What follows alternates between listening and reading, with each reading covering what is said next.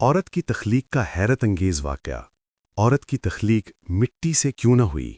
بسم اللہ الرحمن الرحیم۔ جب اس دنیا میں انسانوں کا نام و نشان تک نہیں تھا، ہر طرف خاموشی تھی، نہ کوئی جانور تھا، نہ زندگی کا کوئی نشان، تب ایک دن اللہ رب العالمین نے اپنے تمام فرشتوں کو حکم دیا کہ اے میرے فرشتوں، میرے عرش عظیم کے قریب سب اکٹھا ہو جاؤ۔ اللہ کے حکم پر بے شمار فرشتے روشنی کی مانند چمکتے ہوئے حاضر ہو گئے۔ پھر اللہ تعالیٰ نے فرمایا کہ میں زمین پر اپنا ایک نمائندہ بھیجنا چاہتا ہوں۔ یہ سن کر فرشتے حیران رہ گئے۔ ان کی پیشانیوں پر سوال تھے اور دلوں میں تعجب امڑ آیا۔ انہوں نے ادب سے عرض کیا کہ اے ہمارے پروردگار، کیا آپ ایسی مخلوق کو زمین پر بھیجنا چاہتے ہیں جو فساد کرے گی، خون بہائے گی، جبکہ ہم تو ہر وقت آپ کی تسبیح اور عبادت میں مشغول رہتے ہیں؟ پھر نیا خلیفہ بنانے کی کیا ضرورت ہے؟ ان کی بات سن کر اللہ رب العالمین نے فرمایا کہ اے میرے فرشتوں، میں وہ جانتا ہوں جو تم نہیں جانتے، کون میری عبادت کرے گا اور کون نافرمانی کرے گا۔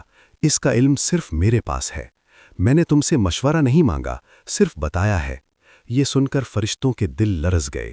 انہوں نے اپنی غلطی محسوس کی اور فوراً توبہ کرتے ہوئے سجدے میں گر کر اللہ سے معافی مانگ لی۔ پھر اللہ تعالیٰ نے اپنے 4 عظیم فرشتوں حضرت جبرائیل، حضرت میکائیل، حضرت اسرافیل اور حضرت اسرائیل علیہ السلام کو بلایا۔ حکم ملتے ہی سب حاضر ہو گئے۔ اللہ نے سب سے پہلے حضرت جبرائیل علیہ السلام کو حکم دیا کہ اے جبرائیل، زمین پر جاؤ اور وہاں سے ایک مٹھی مٹی لے کر آؤ جس سے میں اپنا خلیفہ پیدا کروں گا۔ حضرت جبرائیل علیہ السلام زمین پر آئے اور مٹھی اٹھانے لگے، مگر مٹھی رونے لگی اور گڑ گڑا کر بولے کہ اے جبرائیل، مجھے کہاں لے جا رہے ہو؟ انہوں نے فرمایا کہ میں تمہیں اللہ کے پاس لے جا رہا ہوں، وہ تم سے ایک ایسی مخلوق پیدا کریں گے جو زمین پر ان کا نمائندہ ہوگی۔ یہ سن کر مٹھی اور زیادہ رونے لگی اور بولے کہ مجھے مت لے جاؤ، مجھ سے جو انسان پیدا کیے جائیں گے وہ اللہ کی نافرمانی کریں گے۔ پھر جب اللہ کا عذاب نازل ہوگا تو میں بھی ان کے جسم میں رہوں گی، وہ عذاب مجھے بھی سہنا پڑے گا، اور اللہ کے عذاب کو برداشت کرنے کی طاقت مجھ میں نہیں ہے۔ میری طرف سے اللہ سے معافی مانگ لینا۔ مٹھی کی یہ درد بھری فریاد سن کر حضرت جبرائیل علیہ السلام خالی ہاتھ واپس لوٹ آئے اور اللہ کے حضور سارا واقعہ بیان کر دیا۔ پھر اللہ تعالیٰ نے حضرت میکائیل علیہ السلام کو بھیجا۔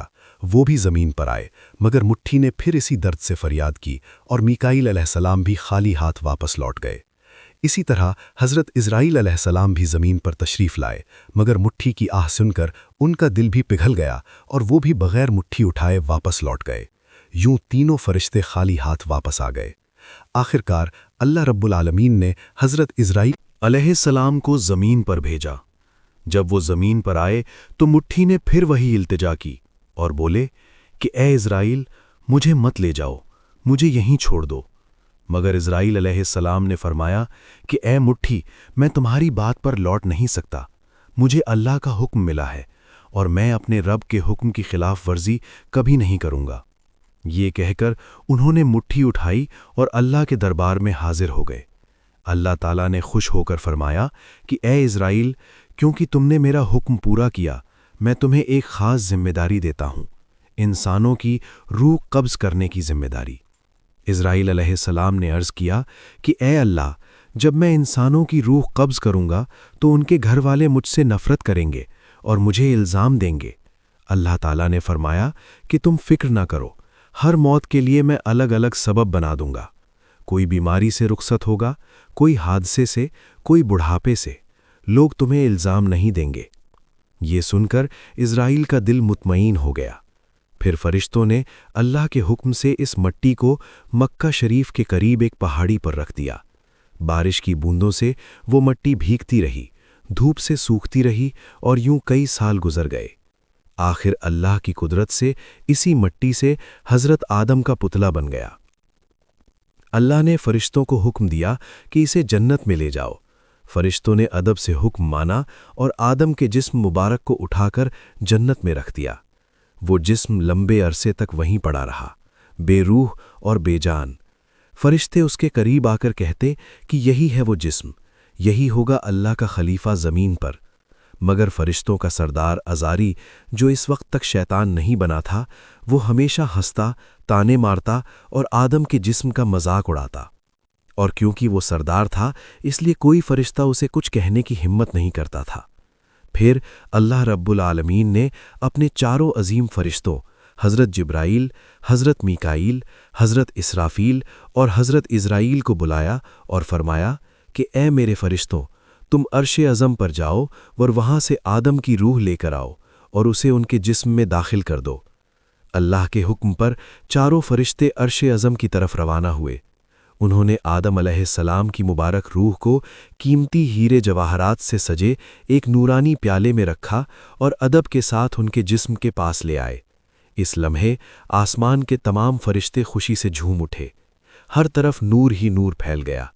سب اس پاک موقع میں شریک ہوئے، لیکن وہی عزارائیل جو بعد میں ابلیس بنا، اللہ کے اس فیصلے سے خوش نہیں تھا۔ اس کے دل میں تکبر کی چنگاری سلگنے لگی تھی۔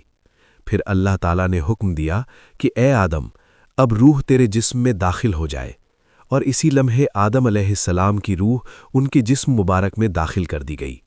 جیسے ہی روح نے جسم کو چھوا، ان کے انگ میں جان دوڑ گئی، آنکھیں کھل گئیں، ہاتھ پاؤں ہلنے لگے اور جسم زندہ ہو گیا۔ دھیرے دھیرے وہ اٹھ کر بیٹھ گئے اور ان کی زبان سے پہلا لفظ نکلا، الحمدللہ۔ یہ کلمہ سن کر اللہ رب العالمین بہت خوش ہوئے۔ آدم علیہ السلام نے پہلی نعمت ملنے پر شکر کے طور پر 2 رکعت نماز ادا کی۔ جب ان کی نماز مکمل ہوئی تو ہیرے جواہرات، سونے اور چاندی سے سجا ایک خوبصورت تخت لایا گیا۔ اللہ کے حکم سے آدم علیہ السلام اس تخت پر بیٹھ گئے اور فرشتے چاروں طرف ادب اور محبت سے جھکے ہوئے تھے۔ پھر اللہ تعالیٰ نے فرمایا کہ اے میرے فرشتوں، آدم کو عزت دو اور انہیں سجدہ کرو۔ اللہ کے حکم پر کروڑوں فرشتے سجدے میں گر پڑے اور ہر طرف نور ہی نور پھیل گیا۔ جب سب نے سجدے سے سر اٹھایا تو دیکھا کہ صرف عزرائیل کھڑا ہے، باقی سب آدم علیہ السلام کو سجدہ کر چکے تھے۔ عزرائیل کے چہرے پر نفرت اور تکبر صاف چھلک رہا تھا۔ اللہ تعالیٰ نے اس کی طرف دیکھ کر فرمایا کہ اے عزرائیل، تو نے میرا حکم کیوں نہیں مانا؟ عزرائیل نے گھمنڈ بھرے لہجے میں کہا کہ آپ نے آدم کو مٹی سے بنایا اور مجھے آگ سے۔ آگ کی فطرت اوپر اٹھنے کی ہے اور مٹی کی فطرت نیچے گرنے کی، تو اگر کسی کو سجدہ کرنا چاہیے تو آدم کو مجھے کرنا چاہیے۔ یہ سن کر اللہ رب العالمین کا غضب بھڑک اٹھا۔ اللہ نے فرمایا کہ اے نافرمان، یہاں سے نکل جا، تو نے میرا حکم نہ مانا، آج سے تو ہمیشہ کے لیے لعنت اور رسوائی کا حقدار بن گیا۔ اسی لمحے جو کبھی فرشتوں کا سردار تھا، وہ لعنت کے ساتھ ابلیس اور شیطان بن گیا۔ جب اسے جنت سے نکالا گیا تو وہ رونے لگا اور عرض کرنے لگا کہ اے اللہ، میں نے کتنے عرصے تیری عبادت کی، فرشتوں کو سکھایا، تیری خدمت کی، تیری رحمت سے کچھ مانگنا چاہتا ہوں، میری درخواست قبول فرما۔ اللہ تعالیٰ نے فرمایا، کیا چاہتا ہے تو؟ شیطان نے کہا، اے اللہ، مجھے قیامت تک کی زندگی عطا کر دے۔ اللہ نے فرمایا کہ ٹھیک ہے، تجھے قیامت تک کی مہلت دے دی گئی۔ پھر شیطان نے کہا، اے مالک، آج جس بنی آدم کی وجہ سے میں نکالا گیا، مجھے طاقت دے کہ میں ان کے جسم میں، ان کی رگوں میں داخل ہو سکوں۔ اللہ تعالیٰ نے فرمایا کہ یہ طاقت بھی تجھے دی جاتی ہے، لیکن سن لے، تو میرے بندوں کو بہکا سکتا ہے، انہیں گناہ کی طرف کھینچ سکتا ہے، مگر اگر میرا کوئی بندہ توبہ کرے گا تو میں اس کے سارے گناہ معاف کر دوں گا، اور میرے خاص بندوں تک تو کبھی نہیں پہنچ سکے گا۔ پھر اللہ تعالیٰ نے اسے لعنت دے کر جنت سے نکال دیا۔ اس کے بعد اللہ کے حکم سے حضرت آدم علیہ السلام کا تخت جنت الفردوس میں لے جایا گیا۔ وہاں آدم علیہ السلام کو پوری آزادی دی گئی کہ وہ جنت کی تمام نعمتوں کا لطف اٹھائیں، گھومیں پھریں، کھائیں پئیں، مگر ان کا دل کسی چیز کی طرف نہیں جھکا۔ وہ تنہا عبادت میں بیٹھے رہتے اور ان کے چہرے پر گہری اداسی تھی۔ اللہ تعالیٰ کو آدم علیہ السلام کی یہ حالت معلوم ہوئی تو انہوں نے حضرت جبرائیل علیہ السلام کو ان کے پاس بھیجا۔ جبرائیل علیہ السلام آئے، مسکرائے اور بولے، اے آدم، جنت تمہیں کیسی لگ رہی ہے؟ آدم علیہ السلام نے جواب دیا، اے جبرائیل، یہاں سب کچھ بہترین ہے، سکون ہے، نعمتیں ہیں، ہر شے قابل تعریف ہے، مگر دل میں ایک ایسی کمی ہے جسے میں بیان بھی نہیں کر سکتا۔ جبرائیل علیہ السلام مسکرائے اور بولے، ہاں آدم، میں جانتا ہوں، اللہ نے مجھے اسی لیے بھیجا ہے، فکر نہ کرو، بہت جلد تمہاری یہ کمی پوری کر دی جائے گی۔ یہ کہہ کر وہ واپس چلے گئے۔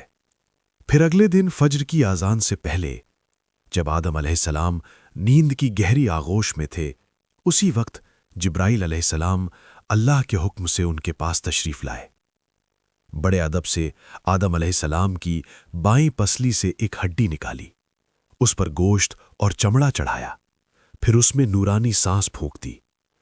یوں ایک نئی تخلیق کی ابتدا ہوئی۔ وہ ہڈی فوراً نور سے بھرنے لگی اور کچھ ہی دیر میں اس نے ایک حسین عورت کا روپ اختیار کر لیا، جس کے چہرے سے ایسی روشنی پھوٹ رہی تھی جیسے پوری جنت اس نور سے جگمگا اٹھی ہو۔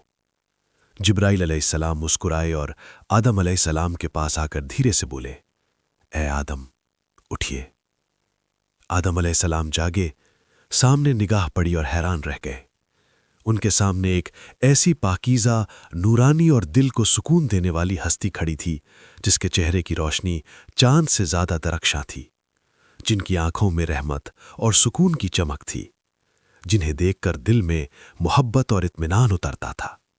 آدم علیہ السلام دیکھتے ہی رہ گئے۔ تب جبرائیل علیہ السلام نے فرمایا کہ اے آدم، یہ ہیں آپ کی ہمسفر، آپ کی زندگی کی ساتھی، بی بی حوا علیہ السلام۔ یہ سنتے ہی آدم علیہ السلام کے چہرے پر مسکراہٹ پھیل گئی۔ دل کا وہ خالی پن جو مدتوں سے تھا ایک لمحے میں ختم ہو گیا۔ ان کے دل میں خوشی کی ایک لہر دوڑ گئی، ایسی خوشی جو الفاظ میں بیان نہیں کی جا سکتی۔ اسلامی روایت اور علماء کے مطابق عورت کی تخلیق مرد کی پسلی سے ہونے کی کئی حکمتیں بیان کی جاتی ہیں۔ یہ کسی کمزوری یا کمتر ہونے کی دلیل نہیں، بلکہ محبت، قربت اور رحمت کی نشانی ہے۔ پہلی حکمت یہ کہ پسلی دل کے قریب ہوتی ہے۔ اس میں اشارہ ہے کہ عورت کو دل کے قریب محبت اور احترام کے ساتھ رکھا جائے۔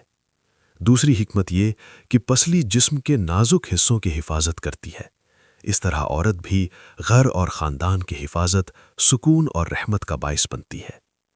تیسری حکمت یہ کہ پسلی نرم اور لچکدار ہوتی ہے، اسی طرح عورت کی فطرت بھی نرمی، لچک اور محبت پر رکھی گئی ہے تاکہ وہ بچوں کی تربیت اور رشتوں کی ذمہ داریوں کو بہتر انداز میں نبھا سکے۔ چوتھی حکمت یہ ہے کہ عورت کا مرد کی پسلی سے پیدا ہونا دونوں کے وجودی اور شعوبت فطری تعلق کو ظاہر کرتا ہے۔ مرد اور عورت ایک دوسرے کی تکمیل ہیں۔ اور پانچویں بات یہ کہ یہ تخلیق برتری یا کمزوری کا مسئلہ نہیں، بلکہ تکمیل، محبت اور باہمی ضرورت کی علامت ہے۔ اسلام کے مطابق نہ مرد عورت سے افضل ہے، نہ عورت مرد سے، دونوں ایک دوسرے کے بغیر مکمل نہیں۔ تفسیروں میں آتا ہے کہ دنیا کی ساری عورتوں میں جسے اللہ تعالیٰ نے سب سے زیادہ حسن عطا کیا وہ تھیں بی بی حوا علیہ السلام۔ آدم علیہ السلام دیر تک انہیں دیکھ کر اللہ کا شکر ادا کرتے رہے۔ دھیرے دھیرے وہ ان کے قریب جانے لگے، مگر جبرائیل علیہ السلام نے ادب سے روک کر فرمایا، اے آدم، نکاح کیے بغیر آپ کے لیے ان کے قریب جانا جائز نہیں، پہلے اپنے رب کے حضور نکاح کی دعا کیجیے۔ آدم علیہ السلام نے سر جھکا لیا اور ویسا ہی کیا جیسا جبرائیل علیہ السلام نے فرمایا تھا۔ انہوں نے اللہ تعالیٰ سے بی بی حوا علیہ السلام کے ساتھ نکاح کی دعا مانگی۔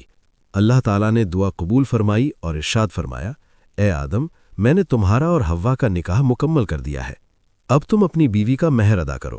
آدم علیہ السلام نے عرض کیا، اے میرے رب، مہر کیا ہوتا ہے؟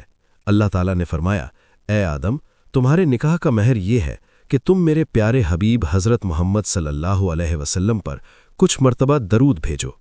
آدم علیہ السلام کا دل عشق سے بھر گیا، انہوں نے سر جھکا کر عرض کیا، لبیک یا ربی۔ پھر حضور صلی اللہ علیہ وسلم پر پورے خلوص کے ساتھ کئی مرتبہ درود پڑھا، اور یوں تاریخ انسانیت کا پہلا اور سب سے پاک نکاح مکمل ہوا۔ اللہ تعالیٰ نے حضرت آدم اور حوا علیہ السلام کو خوشی اور سکون کے ساتھ جنت میں رہنے کی اجازت دی اور فرمایا، اے آدم، سن لو، جنت کی ساری نعمتیں تم دونوں کے لیے ہے، جو چاہو کھاؤ پیو اور رحمتوں کا لطف اٹھاؤ، لیکن اس ایک درخت کے پاس مت جانا اور اس کے پھل کو کبھی مت کھانا۔ تفسیروں میں آتا ہے کہ وہ گندم کا درخت تھا۔ آدم اور حوا علیہ السلام جنت میں محبت اور سکون کے ساتھ رہنے لگے، ہر طرف نعمتیں تھیں اور رحمت کا سایہ تھا، لیکن ادھر شیطان جنت سے نکالا جا چکا تھا۔ وہ باہر بیٹھا ہر لمحہ یہ سوچتا رہتا کہ آدم اور حوا کو کیسے برباد کروں۔ اس نے اپنے پرانے علم اور چالیں یاد کیں، وہ دعائیں اور عمل پڑھے جن سے وہ جنت کے دروازے کے قریب پہنچ سکتا تھا۔ آخر کار اس کی کوششیں کامیاب ہو گئیں، وہ جنت کے دروازے تک پہنچ گیا۔ وہاں اس نے دیکھا کہ دیوار پر ایک مور بیٹھا ہے۔ مور نے اسے دیکھا اور پوچھا، تو کون ہے؟ शैतान बोला, मैं एक फरिश्ता हूं। मूर ने पूछा, यहां क्या चाहता है? शैतान ने चालाकी से कहा, मैं जन्नत में दाखिल होना चाहता हूं। मूर ने जवाब दिया, हजरत आदम अलैहिस्सलाम यहां मौजूद है, इसलिए किसी और को अंदर जाने की इजाजत नहीं। शैतान मक्कारी से मुस्कुराया और बोला, भाई मूर, मुझ पर रहम करो। अगर तुम मेरी मदद करोगे तो मैं तुम्हें ऐसी दुआएं सिखाऊंगा जिन्हें पढ़ने के बाद तुम कभी बूढ़े नहीं होगे, कभी मरोगे नहीं और जन्नत से कभी बाहर नहीं निकाले जाओगे। मूर थोड़ा झिझका, मगर शैतान ने अपनी मीठी आवाज में उस पर असर डालना शुरू किया। इसकी आवाज में ऐसा जादू था कि मूर का दिल पिघल गया और वो राजी हो गया। मूर उसे जन्नत के दरवाजे तक ले आया, जहां एक बड़ा सांप पहरे पर मौजूद था।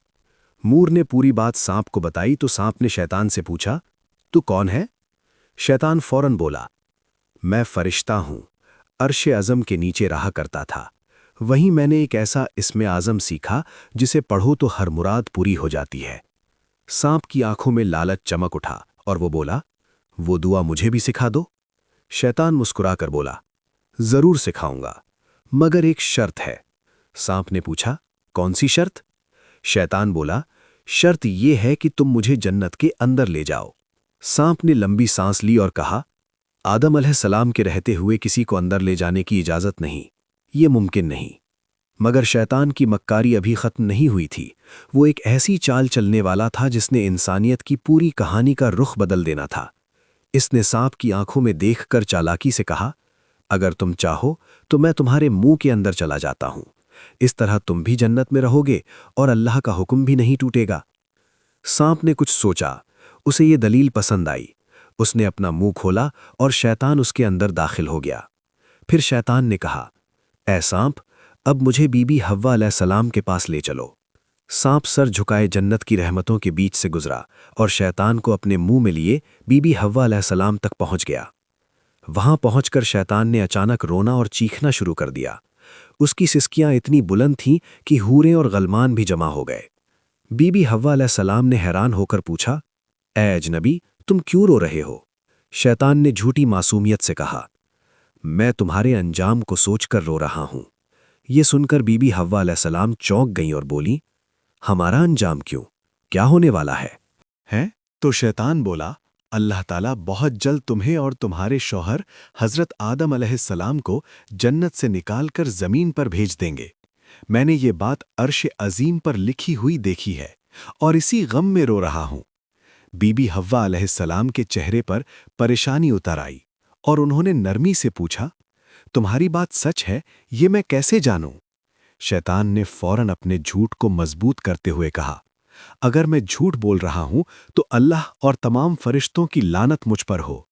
उसने अल्लाह के नाम की कसम खाई और उसकी बातों से बीबी हव्वा अलैहिस्सलाम का दिल पिघलने लगा। उन्होंने लर्जती आवाज में पूछा, अगर ये सच है तो क्या जमीन पर भेजे जाने से बचने का कोई रास्ता है, कोई तरीका जिससे हम हमेशा यहीं रह सकें? मैं जरूर कबूल करूंगी, बस बताओ वो रास्ता क्या है? शैतान ने आखिर अपनी चाल जाहिर की और बोला, देखो, वो जो पेड़ है जिसके करीब जाने से तुम्हें मना किया गया था, अगर तुम उसका फल खा लो तो तुम हमेशा हमेशा के लिए जन्नत में रहोगी, कभी भी यहां से नहीं निकाली जाओगी। बीबी हव्वा अलैहिस्सलाम के दिल में एक लम्हे को ख्याल आया, क्या वाकई शैतान ने? बात मजीद मजबूत करते हुए कहा, लेकिन अगर तुमने वो फल ना खाया तो जल्द ही तुम दोनों को जमीन पर भेज दिया जाएगा, हमेशा के लिए। शैतान के ये अल्फाज उनके दिल में उतर गए और वो सोचती हुई उस गेहूं के पेड़ की तरफ बढ़ने लगीं। करीब जाकर उन्होंने एक फल तोड़ा, कुछ लम्हे उसे देखा और फिर उसका एक लुक्मा ले लिया। फल मीठा था, मगर जैसे ही उन्होंने खाया, जन्नत की हवाएं रुक गईं।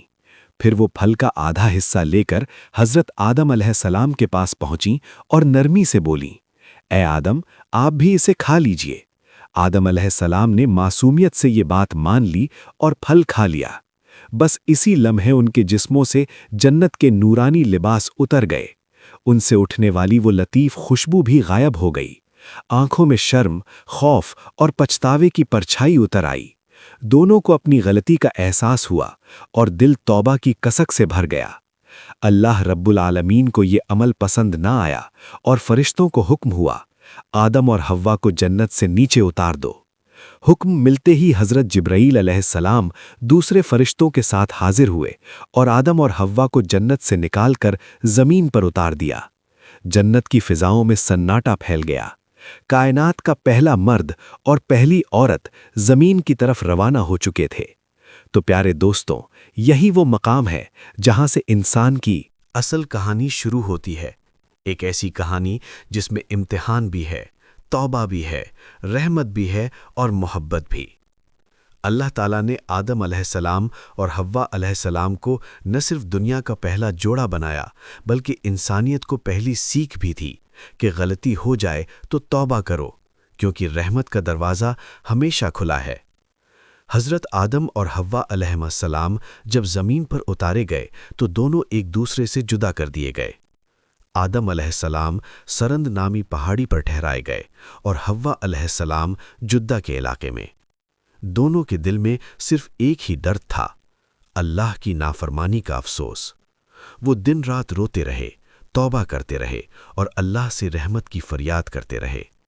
کئی سال تک یہی سلسلہ جاری رہا، یہاں تک کہ اللہ رب العالمین نے ان کی توبہ قبول فرمائی اور ارشاد ہوا، اے آدم، اے حوا، میں نے تمہیں معاف کر دیا، اب تم دونوں ایک دوسرے سے مل جاؤ۔ پھر اللہ کے حکم سے وہ دونوں ایک جگہ جمع ہوئے۔ وہ ملاقات اتنی پاکیزہ اور روحانی تھی کہ اسی سے انسانیت کی نئی شروعات ہوئی۔ کچھ وقت بعد اللہ کی رحمت سے ان کی اولاد پیدا ہونا شروع ہوئی اور یوں انسانیت کا سفر آگے بڑھتا گیا۔ ہر طرف زندگی، رحمت اور محبت کا سلسلہ پھیل گیا۔ یہی تھی اس سفر کی پہلی کہانی، ایک ایسی کہانی جس میں غلطی تھی، توبہ تھی اور رحمت بھی۔ اور اللہ تعالیٰ نے ثابت کر دیا کہ جو بھی بندہ سچے دل سے توبہ کرتا ہے اس کے لیے رحمت کا دروازہ کبھی بند نہیں ہوتا۔ حضرت آدم اور حوا علیہ السلام کی زمین پر جدائی کے بعد زندگی ایک نئے ماحول میں شروع ہوئی۔ ہر طرف ان کے لیے اجنبی زمین، اجنبی ہوا اور اجنبی درخت تھے، مگر ان کے دل اللہ کی نافرمانی کا درد لیے بھرے ہوئے تھے۔ وہ دن رات روتے، توبہ کرتے، اللہ کی رحمت کی امید رکھتے۔ سرد راتوں میں ایک دوسرے کی یاد ستاتی، دن کے وقت دھوپ اور زمین کی سختی دل پر بھاری پڑتی، مگر وہ صبر کے ساتھ اللہ کی طرف رجوع کرتے رہے۔ وقت گزرتا گیا اور ان کے دل میں ایک نرمی اور امید پیدا ہوئی۔ اللہ تعالیٰ نے ان کی توبہ کو قبول فرمایا تو ان کے دلوں میں خوشی اور سکون کا احساس ہوا۔ اللہ کی مرضی سے وہ دونوں ایک جگہ جمع ہوئے۔ ملاقات کے لمحے میں ایک روحانی اتصال پیدا ہوا۔ ایسا محسوس ہوا جیسے زمین پر انسانیت کا پہلا نور جل اٹھا ہو۔ ان کی آنکھوں میں اشک بھی تھے اور دل میں سکون بھی۔ محبت اور احترام کا نیا سبق سیکھا۔ پھر اللہ کی رحمت سے ان کی اولاد پیدا ہونا شروع ہوئی۔ ہر نیا بچہ زمین پر انسانیت کا حصہ بنتا گیا۔ یوں زندگی کی شروعات ہوئی۔ انسانوں نے کھانا کھانا، پانی پینا، زمین پر رہنا اور مل جل کر زندگی گزارنا سیکھا۔ وقت کے ساتھ انسانوں نے ایک دوسرے کے ساتھ تعلقات، شادی، اولاد اور معاشرتی اصول قائم کیے۔ اللہ کی ہدایت اور احکام کے مطابق زندگی کے تجربات حاصل کیے۔ ہر غلطی کے بعد توبہ اور اللہ کی طرف رجوع کا سبق انسانیت کے لیے برقرار رہا۔ اسی طرح زمین پر زندگی کا سلسلہ جاری ہوا۔ محبت، امتحان، رحمت اور سکون کا ہر لمحہ انسانیت کے لیے سبق بن گیا۔ اور یہ وہی کہانی تھی جس سے سیکھا گیا کہ چاہے کتنی بڑی غلطی ہو جائے، اگر انسان سچے دل سے توبہ کرے تو اللہ کی رحمت ہمیشہ اس کے لیے کھلی رہتی ہے۔ یہی پہلا سبق تھا جو انسانیت نے زمین پر حاصل کیا، اور اس کی بنیاد پر معاشرت، علم، تجربہ اور انسانی رشتوں کا آغاز ہوا۔ ہر لمحہ انسانیت کی ترقی، آزمائش اور اللہ کی رحمت کی طرف رہنمائی کرتا رہا۔ حضرت آدم اور حوا علیہ السلام کی زمین پر جدائی اور پھر ملاقات کے بعد زندگی کے نئے تجربات شروع ہوئے۔ ہر روز انہیں نئے چیلنجز کا سامنا کرنا پڑتا۔ زمین کی سختیاں، پانی اور غذا کی تلاش، سرد راتیں اور دھوپ کی تپش، سب کچھ ان کے لیے نیا اور امتحان تھا، مگر ان کے دل میں اللہ کے ساتھ تعلق اور توبہ کا سبق مضبوط تھا۔ وہ ہر کام میں اللہ کی رضا چاہتے اور اپنے اعمال پر غور کرتے، ایک دوسرے کے ساتھ تعاون اور محبت کی بنیاد پر زندگی گزارنے لگے۔ آہستہ آہستہ وہ زمین پر رہنا سیکھ گئے، زمین کی پیداوار کو استعمال کرنا، فصلیں اگانا، پانی جمع کرنا، اپنے لیے اور آنے والی نسلوں کے لیے جگہ بنانا، یہ سب انسانیت کی پہلی تربیت تھی۔ اللہ تعالیٰ نے انہیں نصیحت کی کہ زندگی میں صبر، شکر اور توبہ سب سے بڑی طاقت ہے۔ اسی دوران ان کی اولاد بڑھتی گئی اور ہر نیا فرد زمین پر انسانیت کا حصہ بنتا گیا۔ بچے بڑھ کر تجربات سیکھتے، غلطیاں کرتے اور سچے دل سے توبہ کرتے۔ یہ سلسلہ یوں جاری رہا۔ ہر نسل نے اپنی زندگی میں محبت، امتحان، سکون اور اللہ کی رحمت کا سبق حاصل کیا۔ زمین پر زندگی کے ہر پہلو نے انسانیت کو مضبوط کیا۔ معاشرت، تعلقات، اولاد اور علم سب کی بنیاد انہی ابتدائی تجربات سے بڑھی۔ ہر انسان نے یہ سمجھا کہ غلطی کرنے کے بعد سچی توبہ کرنا اور اللہ کی طرف رجوع کرنا سب سے بڑی رہنمائی ہے۔ یوں زمین پر زندگی کے ہر پہلو نے انسانیت کو تربیت دی، اللہ کی رحمت اور رہنمائی کا سبق دیا، اور یہ وہی داستان ہے جس سے یہ سبق ملتا ہے کہ انسان اگر صبر، شکر اور توبہ کے ساتھ اللہ کے قریب رہے تو کوئی بھی مشکل اسے شکست نہیں دے سکتی۔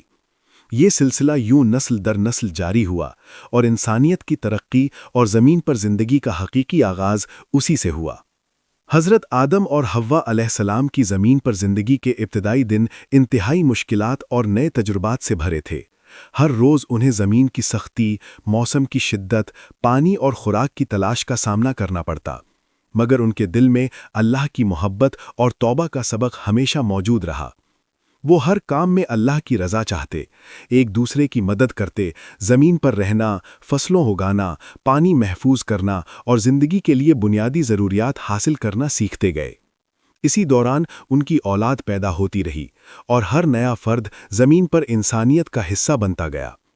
بچے بڑھ کر زندگی کے تجربات سیکھتے، غلطیاں کرتے اور پھر سچے دل سے توبہ کرتے۔